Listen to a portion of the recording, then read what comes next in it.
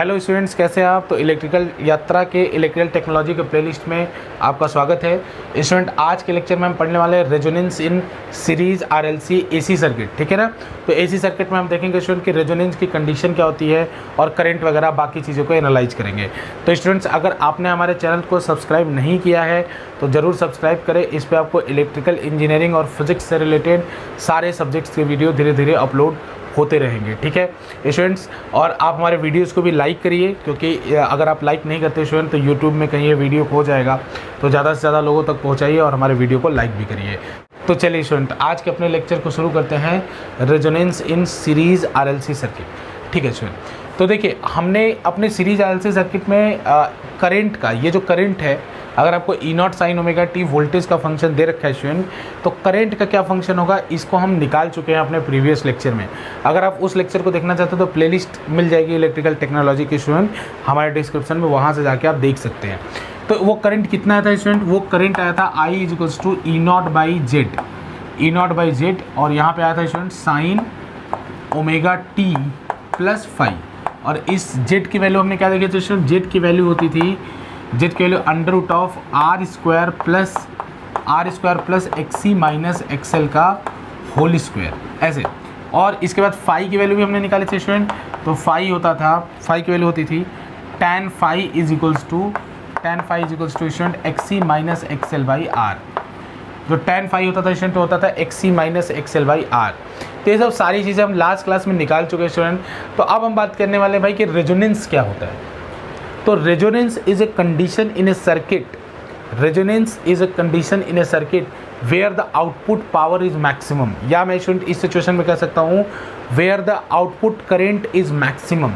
तो यहाँ पे स्टूडेंट जैसे जो आउटपुट करंट है, जो आई है, या मैं पावर है इस सर्किट की बात करूँ स्टूडेंट, वो मैक्सिमम हो, ठीक है ना। तो रेजोनेंस वो कंडीशन होती है जिसमें करंट या पावर आपका मैक्सिमम होता है। तो उस सिचुएशन के लिए देखिए स्टूडेंट, हमें इसको मैक्सिमाइज करना है। तो इसको मैक्सिमाइज करने के लिए हमको क्या करना होगा, जेड को मिनिमाइज करना होगा। ये जो जेड है इसको मिनिमाइज करना होगा।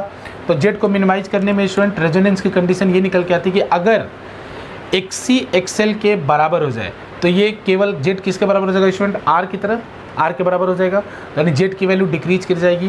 तो यहीं से हमें पता चलता है स्टूडेंट की कंडीशन क्या है रेजोनेंस की।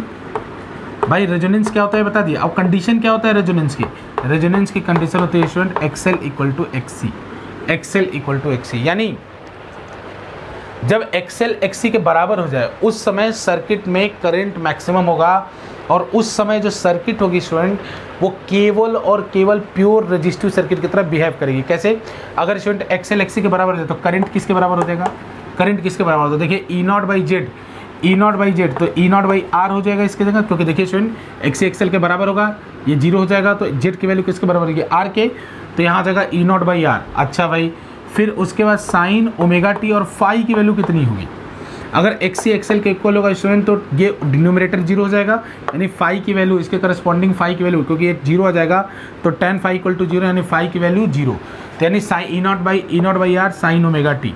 तो स्टूडेंट यहाँ पे देखिए, ये बिल्कुल ही प्योर रजिस्टिव सर्किट में हमने जो करंट का फंक्शन निकाला था वही फंक्शन निकल के आया। तो एक बात और कह सकता हूँ कि भाई resonance is a condition in RLC circuit where instead of having the inductor and capacitor the whole circuit behave as resistive circuit, है ना। मतलब उसके पास इंडक्टर है, कैपेसिटर है, फिर भी सारी की सारी सर्किट जो है वो किसकी तरह बिहेव करती है, रेजिस्टिव सर्किट की तरह बिहेव करती है, ठीक है स्टूडेंट। तो चलिए इसी को जरा हम देखते हैं भाई कि एक्सएल और एक्सी ये कब होगा। पहली बात तो ये देखते हैं कब होगा। तो स्टूडेंट ये हर समय नहीं होगा, अगर एक ये पर्टिकुलर वैल्यू ऑफ फ्रीक्वेंसी के लिए ये चीज़ होगी, एक्सएल एक्सी के बराबर होगा। एक particular value of the source frequency पे ही एक्सी एक्सएल के बराबर होगा। तो उस फ्रीक्वेंसी को ही हम कहते हैं स्टूडेंट रेजोनेंस फ्रीक्वेंसी, या ओमेगा नॉट से अगर इसको रिप्रेजेंट करेंगे तो इसको कहेंगे student angular resonance frequency. Angular resonance frequency क्या है, वो एंगुलर फ्रीक्वेंसी किसकी स्टूडेंट, सोर्स की, वो एंगुलर फ्रीक्वेंसी सोर्स की जिस पर एक्सी एक्सएल के बराबर हो जाए। तो देखिए स्टूडेंट यहाँ पे इस वाले को मैं यहाँ लिख रहा हूँ, अगर एक्सएल एक्सी के बराबर हुआ है इसका मतलब क्या है कि ओमेगा नॉट एल जो है स्टूडेंट, ओमेगा नॉट एल जो है वो किसके बराबर हुआ है, 1 अपॉन ओमेगा नॉट सी के, 1 अपॉन ओमेगा नॉट सी से। तो स्टूडेंट मुझे एल और सी पता है, लेकिन मुझे निकालना क्या है, मैं क्या निकालना चाहता हूँ, मैं निकालना चाहता हूँ resonance frequency, angular resonance frequency, यानी मैं ये देखना चाहता हूँ कि ओमेगा सोर्स की ओमेगा की किस वैल्यू के लिए ये जो है प्योर रेजिस्टिव सर्किट या रेजोनेंस इस सर्किट में होगा। तो यहाँ से अगर आप ओमेगा निकालेंगे स्टूडेंट तो देखिए ओमेगा नॉट मल्टीप्लाई कर दीजिए, एल को इधर ला दीजिए तो हो जाएगा omega naught square equal to 1/LC। Similarly student omega naught की वैल्यू यहाँ से निकल के आएगी 1/√LC। तो याद रखिएगा student this is the angular resonance frequency, ये 1/√LC के बराबर होती है। अच्छा स्टूडेंट एंगुलर से लीनियर फ्रीक्वेंसी कैसे निकालते हैं, तो जानते हैं स्टूडेंट कि ओमेगा नॉट इक्वल टू होता है 2πf। तो f बराबर कितना हो जाएगा ओमेगा/2π। तो यानी अगर मुझे कभी f नॉट निकालना हो तो याद रखिएगा स्टूडेंट ओमेगा नॉट है angular resonance frequency, f not क्या है, f नॉट है रेजोनेंस फ्रीक्वेंसी, f नॉट है रेजोनेंस फ्रीक्वेंसी।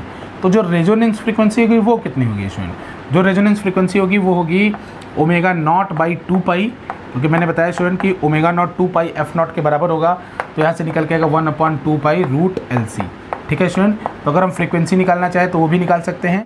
ठीक है स्टूडेंट, तो देखिए स्टूडेंट अगर मैं इसका इम्पिडेंस और फ्रीक्वेंसी का ग्राफ ड्रॉ करूँ, मतलब एक थोड़ा सा कभी आपको पूछा जा सकता है इम्पिडेंस और फ्रीक्वेंसी का, मतलब मैं ओमेगा की वैल्यू चेंज करते जाऊँ और उसके हिसाब से इम्पिडेंस का ग्राफ ड्रॉ करूँ।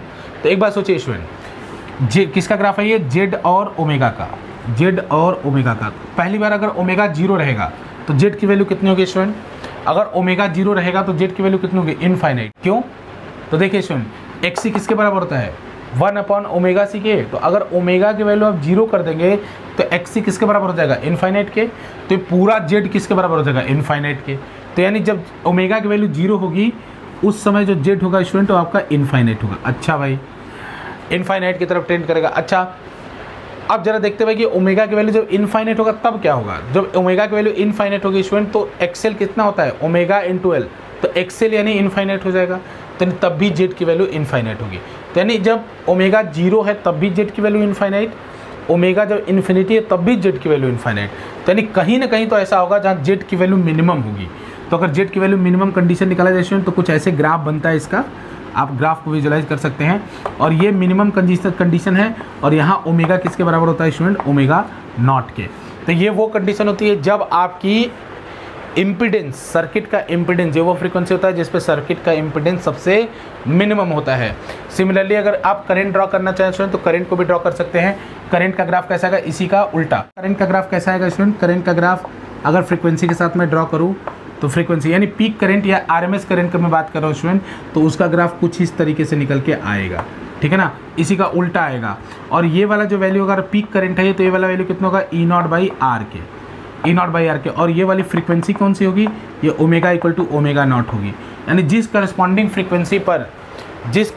फ्रीक्वेंसी पे आपका करंट की वैल्यू, जो करंट है स्टूडेंट उसकी वैल्यू मैक्सिमम है। ठीक है, तो ये रहा स्टूडेंट आपका कंडीशन फॉर रेजोनेंस सर्किट और इसके न्यूमेरिकल। भाई आपसे पूछा जाएगा भाई रेजोनेंस फ्रीक्वेंसी निकालने का तरीका, एल और सी दे रखा होगा, रेजोनेंस फ्रीक्वेंसी आपसे पूछ सकता है स्टूडेंट। और बाकी इसका करंट का फंक्शन सब कुछ बहुत आसान है यहाँ पे निकालना। तो उम्मीद है स्टूडेंट आपको ये लेक्चर पसंद आया होगा, ये छोटा सा लेक्चर रेजोनेंस के ऊपर, जो कि एक रेजोनेंस कंडीशन के ऊपर आरएलसी सर्किट में। तो स्टूडेंट अब हम नेक्स्ट लेक्चर में अपने पैरेलल में रेजोनेंस की कंडीशन को देखेंगे। ठीक है स्टूडेंट, जो हमारी पैरेलल सर्किट होती है आरएलसी की, उसमें रेजोनेंस की कंडीशन को देखेंगे। तो अगर आपने हमारे चैनल को सब्सक्राइब नहीं किया है अभी तक स्टूडेंट तो ज़रूर सब्सक्राइब करें और नोटिफिकेशन के बेल आइकन को दबाएं, जिससे आप सारी वीडियोज़ आपको सबसे पहले देखने को मिले।